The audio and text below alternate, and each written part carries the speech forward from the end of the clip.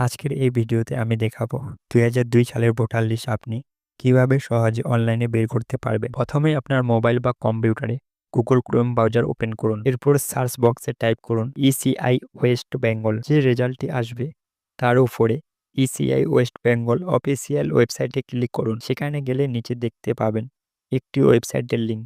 সেটিতে ক্লিক করলেই আপনি মূল পেজে পৌঁছাবেন। ওই পেজে আপনি দেখতে পারবেন ইলেকট্রাল রোল অফ 2002 নামে একটি অপশন।